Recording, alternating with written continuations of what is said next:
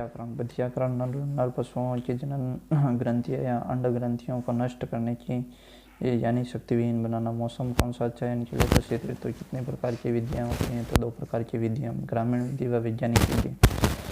वैज्ञानिक विधि में कौन कौन सी विधियाँ हैं? तो रक्तविहीन विधि यानी कि खून नहीं निकले, और रक्तविहीन विधि वैज्ञानिक विधियों में। और चीरा या शल्य क्रिया द्वारा, चीरा लगाकर या शल्य क्रिया द्वारा, केमिकल रासायनिक विधि द्वारा आप पढ़ते हैं। वैज्ञानिक विधि में रक्तविहीन विधि। रक्तविहीन विधि 2 प्रकार से, बर्डिजो कास्ट्रेटर विधि।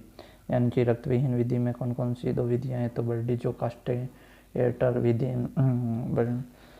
डर विधि। इसमें स्पर्मेटिक कोशिका इनकमिंग रक्त भोजन आउटगोइंग और शुक्र जनन कोशिका को काट देते हैं, तोड़ देते हैं। दूसरी विधि है रक्तविहीन विधि में एलेस्ट्रेटर यंत्र विधि। एलेस्ट्रेटर यंत्र विधि, इसमें एलेस्ट्रेटर विधि में क्या करते हैं? तो रबर बांधते हैं। इसमें पशुओं को कष्ट कम होता है, यानी कि एलेस्ट्रेटर विधि में पशुओं को कष्ट कम होता है, रबर बांध देते हैं। चीरा लगाकर, छोटे पशुओं में चीरा लगाकर इसमें पशुओं को कष्ट होता है, इसमें चीरा लगाकर इसमें पशुओं को कष्ट होता है, सर्दियों में किया जाता है। रासायनिक पदार्थों द्वारा गर्दन पर चीरा लगाकर स्टील ब्रेस्ट्रॉल टेबलेट रखते हैं। यानी कि गर्दन पर चीरा लगाकर स्टील बेस्ट्रॉल टेबलेट रखते हैं। यानी कि गर्दन पर चीरा लगाकर स्टील बेस्ट्रॉल टेबलेट रखते हैं। विशेष रूप से मुर्गों में किया जाता है। यानी कि विशेष रूप से किन में किया जाता है? तो विशेष रूप से मुर्गों में किया जाता है। यानी कि रासायनिक पदार्थों द्वारा विशेष रूप से मुर्गों में किया जाता है। नर मुर्गों का बधियाकरण केपन कहलाता है। नर मुर्गों का बधियाकरण क्या कहलाता है? तो नर मुर्गों का बधियाकरण केपन कहलाता है। बधियाकरण व नसबंदी में अंतर। नसबंदी किए गए सांडों को और टीजर सांड कहते हैं। नसबंदी किए गए सांडों को क्या कहते हैं? तो नसबंदी किए गए सांडों को टीजर सांड कहा जाता है। नसबंदी किए गए सांडों को टीजर सांड कहा जाता है। 10 गायों पर एक सांड रखते हैं, 10:1।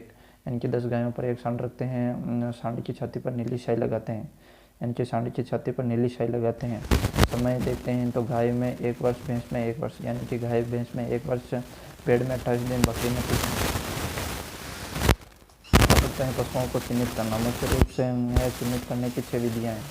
यानी कि मुख्य रूप से चिन्हित करने की कितनी विधियाँ हैं? तो रंगों में रंगना या पेंटिंग या कलरिंग या अस्थायी विधि है।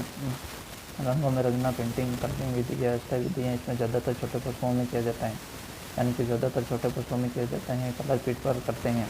टैगिंग विधि पक्षियों में, मुर्गियों में विशेष रूप से वर्तमान अन्य गाय व भैंसों में भी चलती हैं। यानी कि मुर्गियों में विशेष रूप से होती है टैगिंग विधि। ये मुर्गी के पैरों पर लगाते हैं, ये भी अस्थायी विधि है। टैग लगाना अस्थायी विधि है। दाग लगाना या ब्रांडिंग विधि। दाग लगाना या ब्रांडिंग विधि। दाग लगाना या ब्रांडिंग विधि या स्थायी विधि है। दाग लगाना या ब्रांडिंग विधि या स्थायी विधि है। स्थायी विधि हैं 2 प्रकार की हैं। गर्म दागना तेल ब्रांडिलक्स, गर्म दागना तेल ब्रांडिलक्स, और ठंडा दागना अक्षरों के बीच में दूरी 2.5 नंबर 8 से 10 सेंटीमीटर बड़े व हत्थे की लंबाई 75 सेंटीमीटर। और कार्बोलिक मीठा तेल या शाही या कपूर तेल का उपयोग करते हैं। कार्बोलिक यानी कि दाग लगाने में कार्बोलिक मीठा तेल या शाही लगाना या कपूर तेल का उपयोग करते हैं। ईयर नोचिंग, कान काटना, यह विधि सुअर ईयर नोचिंग में कान काटना, ये विधि ये सुअर में ज़्यादा चलती है। यानी कि ईयर नोचिंग या कान काटना ये विधि सुअर में ज़्यादा चलती है। यह स्थायी विधि है। ईयर नोचिंग व दाग लगाना स्थायी विधि है। कान को स्पिरिट से साफ करते हैं। कान को किससे साफ करते हैं? तो कान को स्पिरिट से साफ करते हैं। आयताकार या त्रिभुजाकार काटते हैं। फिर टीचर आयोडीन लगाते हैं। यानी कि उनको काटने के बाद कौन से उपचार किया जाता है? तो टीचर आयोडीन लगाते हैं। वह त्रिभुजाकार काटते हैं, वह स्पिरिट से साफ करते हैं। और टैटूइंग विधि या गोदना विधि। टैटूइंग विधि या गोदना विधि क्या स्थायी विधि है गाय व भैंसों में। यानी कि टैटूइंग विधि या गोदना विधि या स्थायी विधि है गाय व भैंसों में। बेंडिंग रिंगिंग छल्ला विधि। यानी कि दाग लगाना तो ब्रांडिंग विधि है। दाग लगाना ब्रांडिंग विधि है, जबकि बेंडिंग रिंगिंग छल्ला विधि ये अलग है। बेंडिंग रिंगिंग छल्ला विधि अलग है। बेंडिंग रिंगिंग छल्ला विधि ज़्यादातर छोटे पशुओं में मुर्गियों में धातु का छल्ला या घंटी बांधते हैं, यह स्थायी विधि है। अब पढ़ते हैं दुग्ध दोहन। दुग्ध दोहन स्टेनलेस स्टील बर्तन का उपयोग करते हैं, यानी कि दुग्ध दोहन में किसका उपयोग करते हैं तो स्टेनलेस स्टील बर्तन का उपयोग करते हैं। स्टेनलेस स्टील बर्तन का उपयोग करते हैं, पीतल प्लस तांबे के बर्तन का यूज़ नहीं करते हैं। स्टेनलेस स्टील बर्तन का उपयोग करते हैं, जबकि पीतल प्लस तांबे के बर्तन का यूज़ नहीं करते हैं। थनों में होने वाला रोग थनैला होता है।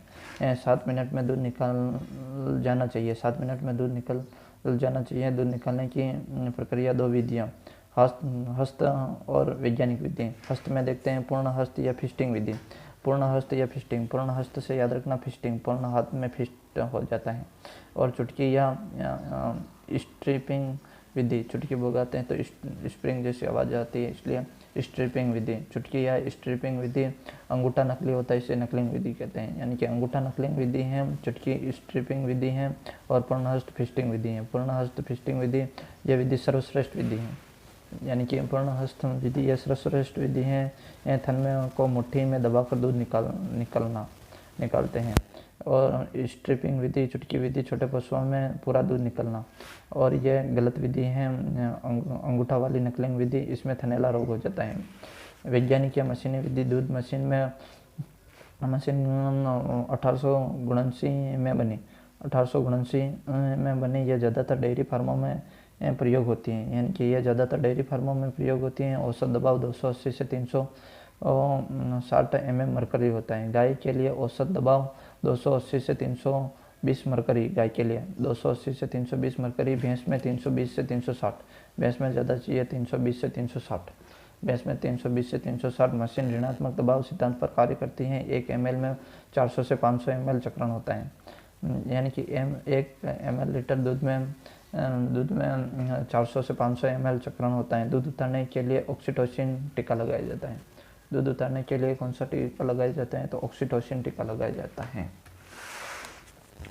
सिंग रोधने को डी हार्डिंग या डिसबर्डिंग भी कहते हैं। सिंग रोधने को डी हार्डिंग या डिसबर्डिंग भी कहते हैं। सिंग रोधने को डी हार्डिंग या डिसबर्डिंग भी कहते हैं। सिंगों को रोकने की विधि। सिंगों को रोकने की विधि पहली रासायनिक विधि यह सबसे अच्छी विधि है और वैज्ञानिक विधि है।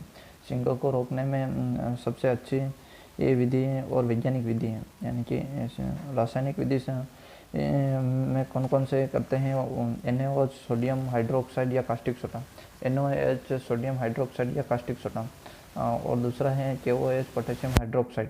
इनका यूज़ किया जाता है। रासायनिक विधि 7 से 15 दिन उपयोग करते हैं। गर्म छड़ विधि संक्रमण का खतरा व असुरक्षित विधि है, यानी कि गर्म छड़ विधि में संक्रमण का खतरा व असुरक्षित विधि है। तीसरी है इलेक्ट्रॉनिक डी हार्नर विधि।